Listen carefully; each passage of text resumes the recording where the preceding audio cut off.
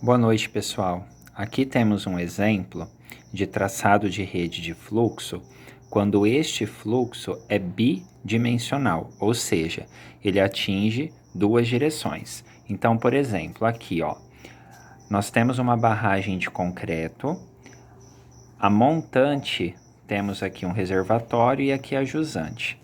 Qual que é a tendência dessa água, tá? Ela vai passar dessa região para essa região, tá? Então ela vai fazer esse tipo de movimento. Por quê? Porque aqui embaixo eu tenho uma barreira impermeável, aqui eu tenho um solo. Por gravidade, essa água também tende a descer, tá? Por conceito, toda vez que você tem uma superfície impermeável, essa superfície ela é uma linha de fluxo, tá? Então a gente tem uma linha de fluxo inicial aqui e uma linha de fluxo aqui na parte de baixo, por ser impermeável, ok?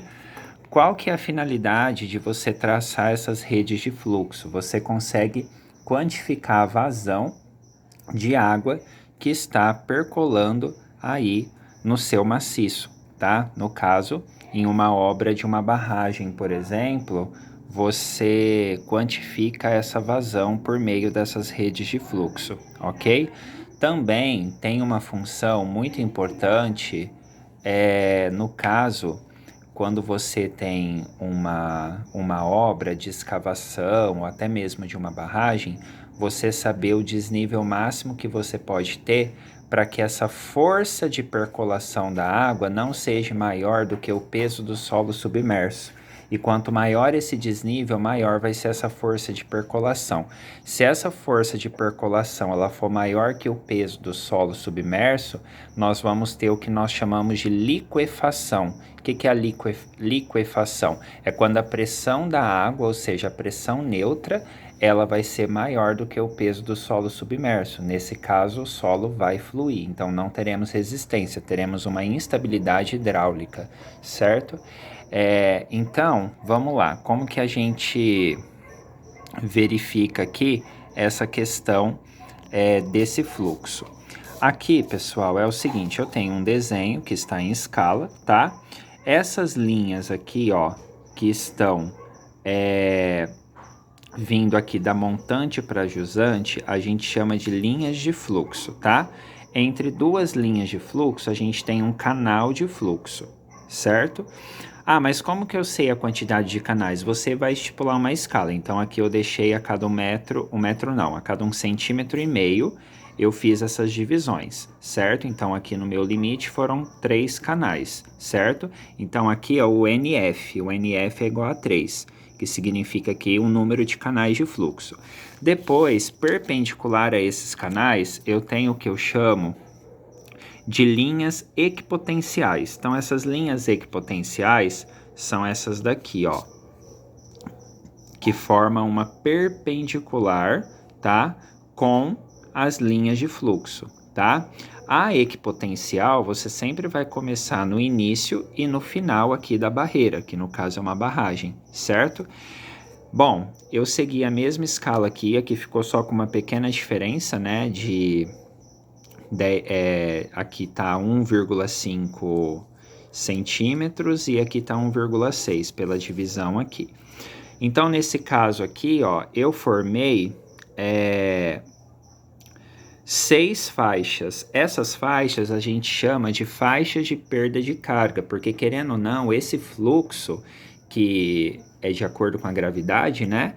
Ele tende a criar uma barreira para o fluxo entre montante e jusante da barragem, tá bom? Por isso que a gente chama de faixas de perda de carga, ok? Então vamos lá. Nesse caso aqui eu adoto a mesma escala. Se vocês forem pegar a teoria, vocês vão verificar que esse traçado tem que ser feito de tal forma que você consiga formar malhas retangulares, né? E nesse caso você consiga aí fazer um círculo, né, tangenciando essa malha, tá bom? É claro que fazendo manual não dá para ficar 100% certinho, né? Agora, se for feito em um programa específico, né, relacionado a isso, com certeza isso vai ficando mais próximo da perfeição, ok?